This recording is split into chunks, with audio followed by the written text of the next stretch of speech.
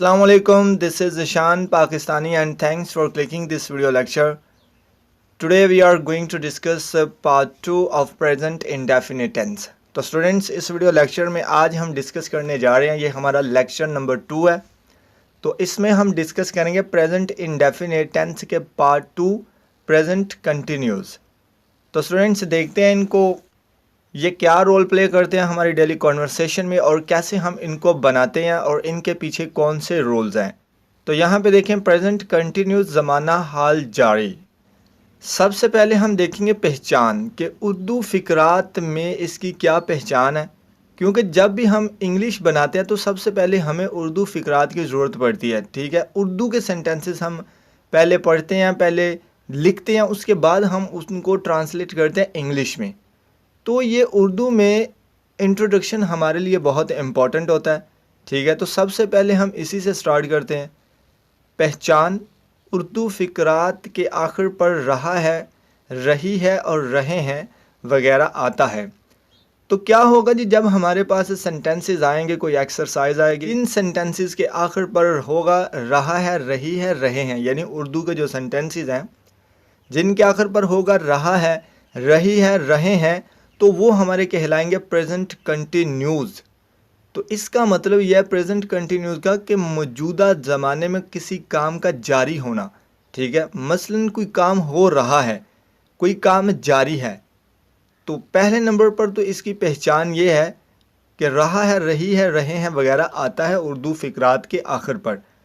Number 2 पे आ जाएं। इन फ़िक्रात में helping verb is am are का इस्तेमाल किया जाता है। ठीक है, ये जो हेल्पिंग वर्ब है ये हमारी मदद करते हैं। हेल्पिंग वर्ब से मुराद ये होता है इमदादी फ़ेल। ठीक है, ये हमारी मदद करते हैं किस लिए, टेंस को समझने में कि ये टेंस प्रेजेंट का है, पास्ट का है या फ्यूचर का है। तो ठीक है, इसलिए तो हम इसे कहते हैं हेल्पिंग वर्ब, यानी मदद करते हैं टेंस को जानने में, ज़माने को समझने में कि भाई ये किस टाइप का ज़माना है, प्रेजेंट का, फ्यूचर का या किसका है। जैसे कि विल शैल से हमें पता चलता है कि हमारा ज़माना मुस्तकबिल है। वाज वर्ड से हमें पता चलता है कि हमारा ज़माना पास्ट का है। बट इज़ एम आर हमें ये बताता है कि आपका ज़माना प्रेजेंट है, जिसमें आप गुफ्तगू कर रहे हैं, जिसमें आप कॉन्वर्सेशन कर रहे हैं, जिसमें आप लिखना चाह रहे हैं या जिसमें आप सेंटेंसेस बना रहे हैं। तो आई होप ये पॉइंट भी आपका क्लियर है। मज़ीद आगे इनके कुछ रूल्स देखते हैं। यहाँ पे देखिए इसमें फर्स्ट फॉर्म ऑफ वर्ब का इस्तेमाल किया जाता है। फर्स्ट फॉर्म ऑफ वर्ब को ही हम बेस फॉर्म ऑफ वर्ब भी कहते हैं, फर्स्ट फॉर्म ऑफ वर्ब भी कहते हैं या V1 भी कहते हैं। ठीक है, अब फर्स्ट फॉर्म ऑफ वर्ब तो हो गई, उसके साथ एक चीज़ को ऐड करते हैं, वो है ING। जब हम ING लगा देते हैं फर्स्ट फॉर्म ऑफ वर्ब के साथ तो वो हमारी बन जाती है प्रेजेंट पार्टिसिपल। ठीक है, तो यहाँ पे देखें बेसिकली हमारे पास होती है ईट, यानी फर्स्ट फॉर्म ऑफ वर्ब, जैसे ईट, प्ले, कुक, वॉश।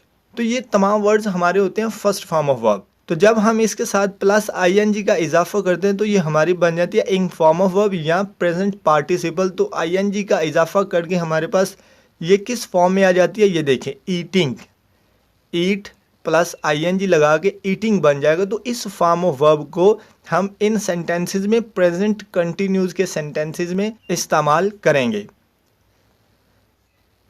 नेक्स्ट देखें जी, ही, शी, इट या सिंगल नेम। सिंगल नेम का मतलब ये आयशा, जीशान, नजमा।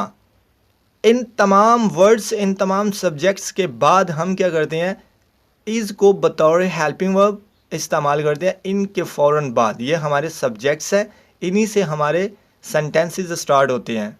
तो ही, शी, इट या सिंगल नेम के फ़ौरन बाद हम किस हेल्पिंग वर्ब का यूज़ करेंगे, इज़ का। ठीक है, ये तमाम सब्जेक्ट्स हमारे सिंगुलर भी हैं। ठीक है, और इनको थर्ड पर्सन सिंगुलर भी बोला जाता है। ही, शी, इट या सिंगल नाम ये हमारे सब्जेक्ट्स कहलाते हैं third person singular. We, you, they and plural name, इन तमाम के साथ हम क्या करते हैं, अपने आर हेल्पिंग वर्ब को, इमदादी फेल को यूज़ करते हैं, क्योंकि आर जो है वो plural names, plural subjects, plural pronouns के साथ इस्तेमाल किया जाता है इन सेंटेंसेस में। नेक्स्ट देखें, आई एम। आई के बाद एम को इम्दादी फेल के तौर पर इस्तेमाल किया जाता है। ठीक है, आई के बाद एम ही लगता है, एम इनके अलावा कहीं पे भी इस्तेमाल नहीं होता। तो आई होप स्टूडेंट्स ये रूल्स आपको क्लियर है। नंबर 1 पे ये देखें उर्दू फ़िक्रात के आखिर पर आता है रहा है, रही है, रहे हैं। उसके बाद इमदादी फ़िल इज़ एम आर को इस्तेमाल किया जाता है। और फिर देखें फर्स्ट फॉर्म के साथ ING का इजाफा करके ईटिंग। नंबर 3 पे ये हमारा रूल है।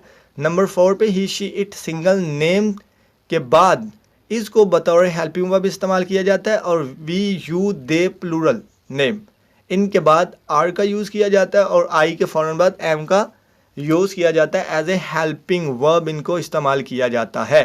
तो इनकी कुछ एग्जांपल्स देखते हैं। यहाँ तक उम्मीद करता हूँ आपका क्लियर है। चलिए तो स्टूडेंट्स यहाँ पे कुछ एग्जांपल्स हैं, कुछ सेंटेंसेस हैं, कैसे हम सेंटेंसेस लिखते हैं, कैसे बनाते हैं। तो देखेंगे कुलिया।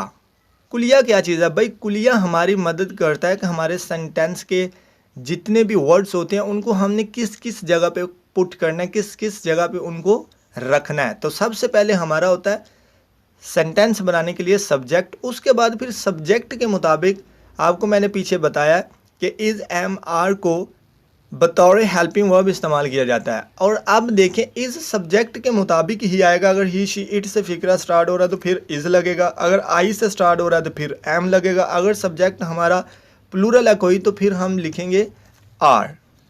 इसके फ़ौरन बाद हमारे पास आ जाता है V1 यानी बेस फॉर्म ऑफ वर्ब या फर्स्ट फॉर्म ऑफ वर्ब के साथ ING का इजाफा करके इसको प्रेजेंट पार्टिसिपल बना लेते हैं, ठीक है। और फिर ऑब्जेक्ट।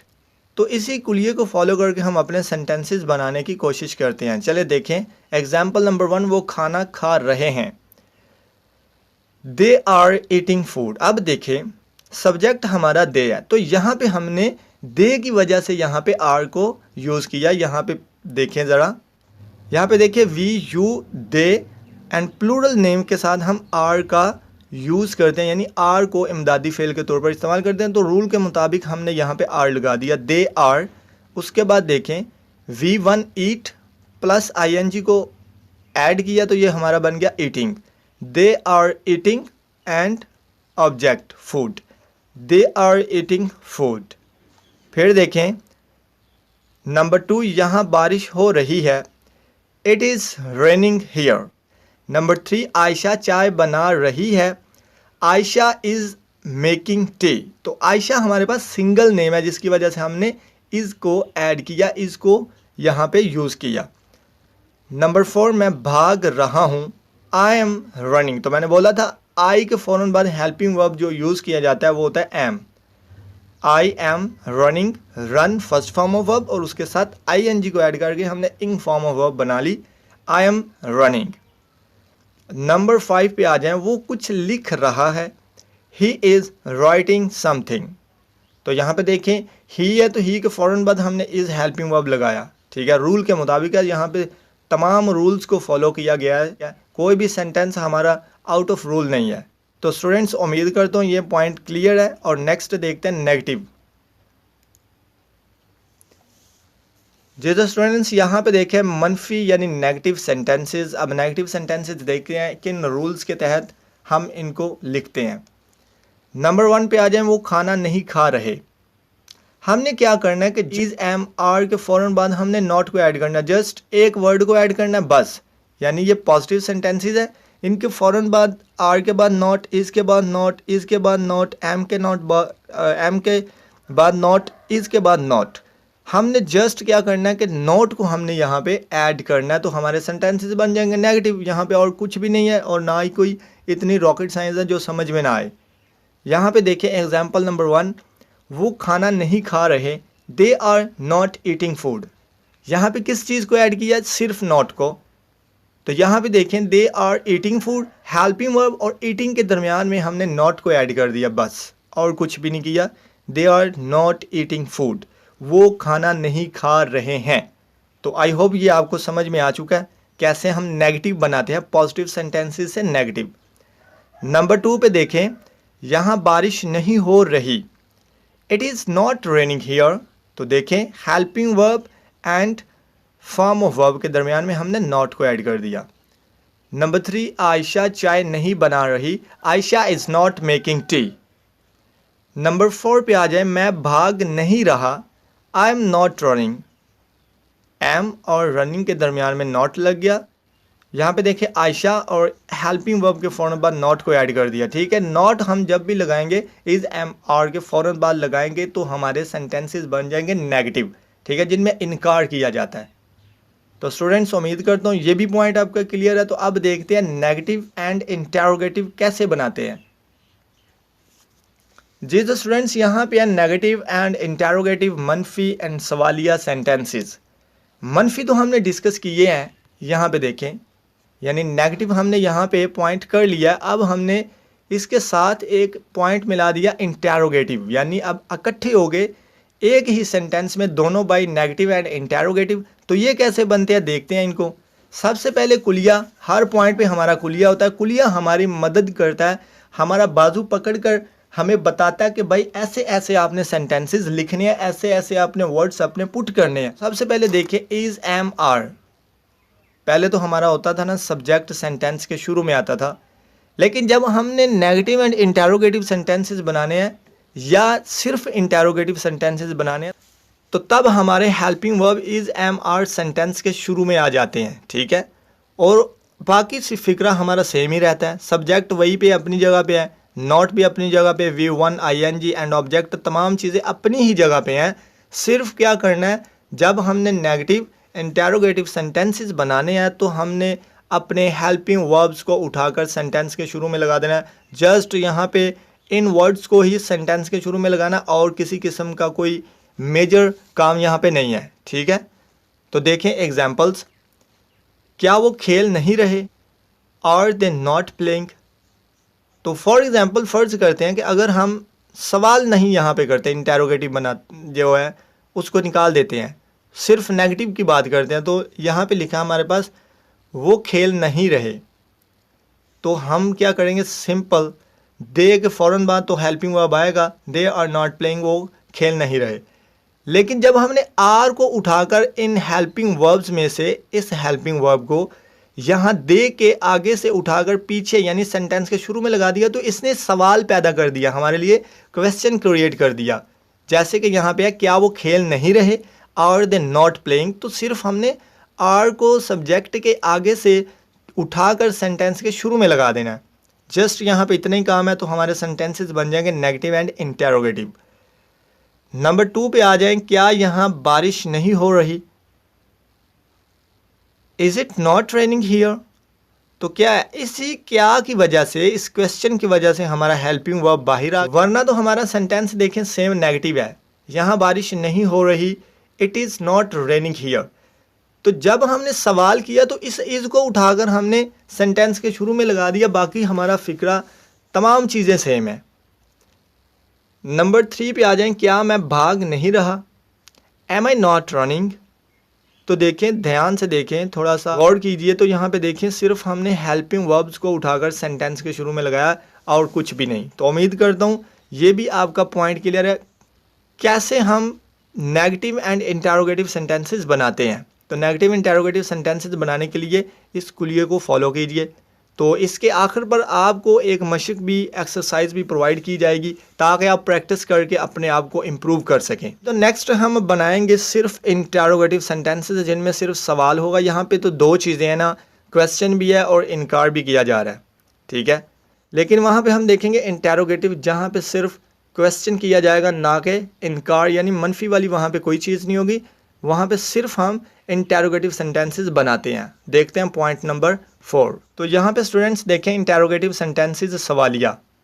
तो यहाँ पे हमने देखें क्या किया, कुलिये में से सिर्फ नॉट को हमने डिलीट किया, बाकी हमारा तरीकाकार सेम है। ये देखें यहाँ पे नॉट है नेगेटिव एंड इंटेरोगेटिव में। तो जब हमने नेगेटिव को ख़त्म कर देना तो इसके साथ ही हमारे नॉट को भी ख़त्म करना पड़ेगा। ठीक है, तभी हमारे सेंटेंसेस बनेंगे इंटेरोगेटिव। तो ये देखिए कुलिया बिल्कुल सेम है, इज एम आर सेंटेंस के शुरू में, फिर सब्जेक्ट V1 ING और ऑब्जेक्ट। तो यहाँ पे देखिए क्या वो खेल नहीं रहे, तो नहीं को हमने नेक्स्ट पॉइंट में ख़त्म किया यहाँ पे, तो लिख दिया सिर्फ क्या वो खेल रहे हैं। तो ये हमारे बन गए जस्ट इंटेरोगेटिव। ठीक है, क्या वो खेल रहे हैं, आर दे नॉट, यहाँ पे जो नॉट था ना उसको हमने ख़त्म किया, तो क्या बन गए आर दे प्लेइंग। नॉट को यहाँ से ख़त्म कर दिया क्योंकि हमारे पास अब इंटेरोगेटिव सेंटेंसेस है ना कि नेगेटिव। ठीक है, तो इंटेरोगेटिव की वजह से हमने नॉट को यहाँ से फ़ौरन ख़त्म कर दिया, दे के फ़ौरन बाद जो यूज़ होता था उसको हमने ख़त्म कर दिया। नंबर 2 पे आ जाए, क्या यहाँ बारिश हो रही है? Is it raining here? तो यहाँ पे देखें सिर्फ नॉट को ख़त्म किया। नंबर 3, क्या मैं भाग रहा हूँ? एम आई रनिंग?